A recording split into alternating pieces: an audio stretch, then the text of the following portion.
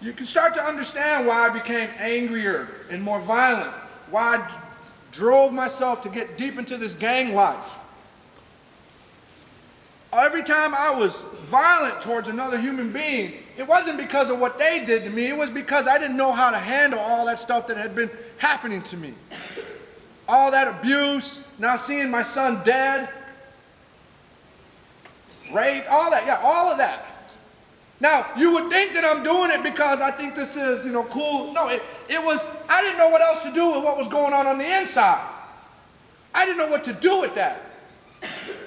So what I started to do is what some of you do with it. I started to take it out on other people. I started to take that hate and take that anger and start letting it out on the world.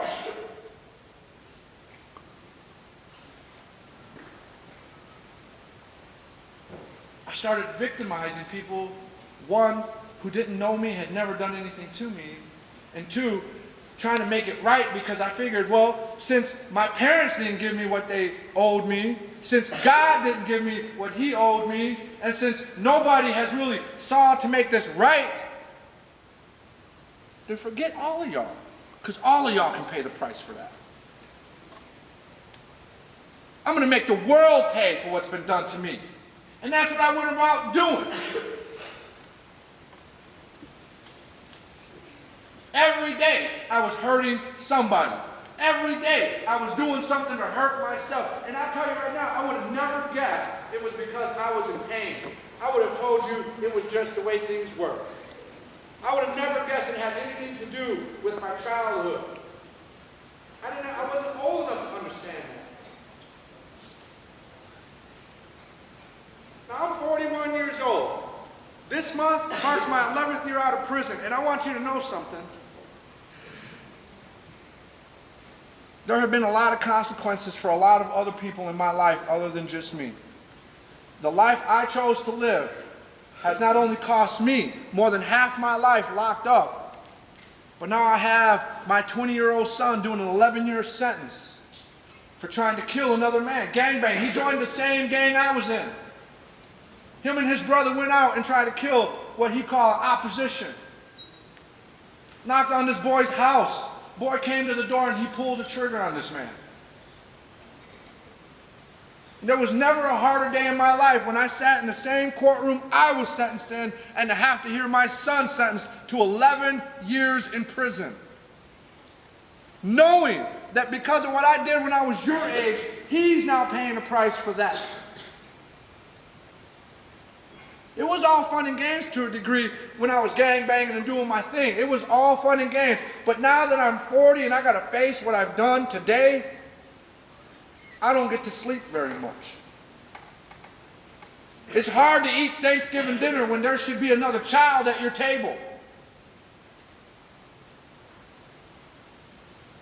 There's a part of me that hates myself for what I've had to do to get to this point. Because what I had to do cost other people too. When I went to prison out here in Wisconsin, I wasn't far from here. I was on 21st and Scott.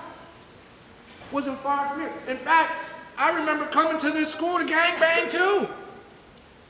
Having gang fights right in the front of this school, 1992.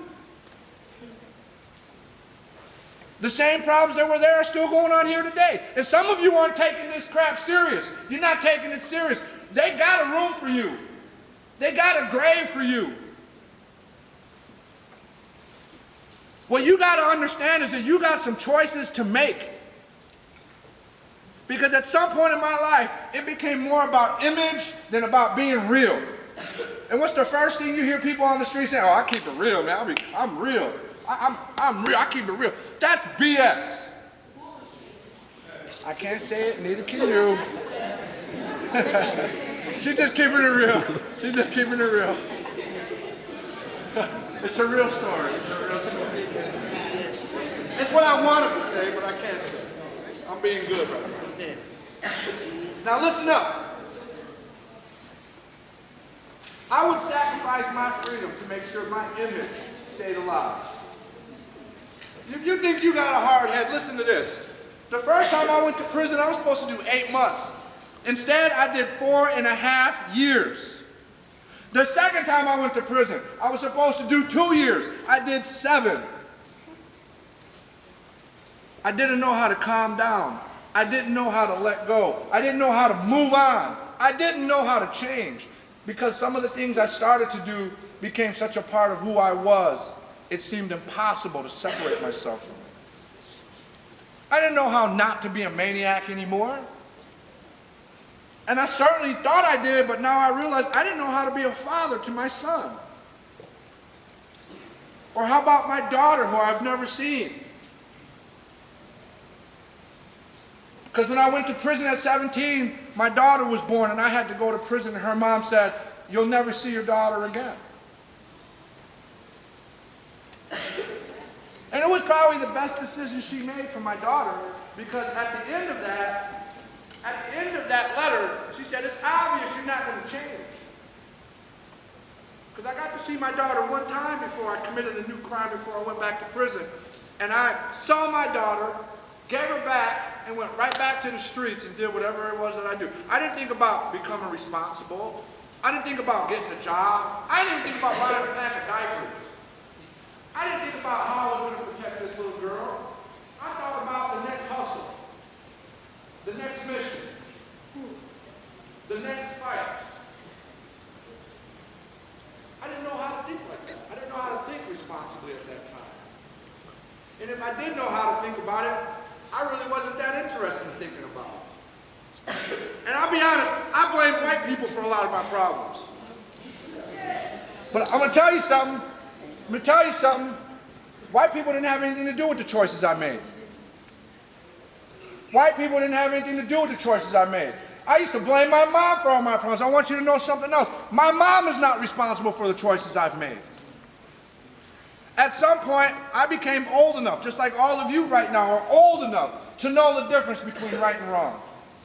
But sometimes when you just are hurting so much, you just may not know how to care so much. And you're always looking for someone to blame for the decisions that you're making. And that's got to stop. Because if it's somebody else's fault, let me tell you what that means for you. There will be nothing that you could ever do to change the way your life is going. And quite frankly, I don't want to be stuck in that position. So I had to start taking responsibility for the decisions and for my life. I woke up one day and realized nobody was going to come and rescue me. Nobody was going to give me what was owed to me. I had to take control of my life and make different decisions.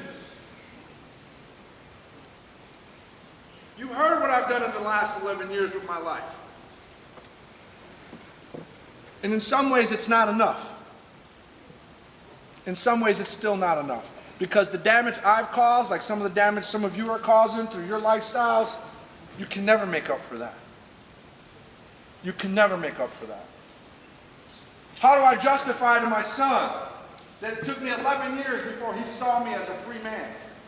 He was 11 years old before I was a free man for the first time. And now he's in prison. And he said to me, he said, "Don't blame yourself, Dad, but how can't I? Where was I at when he needed me?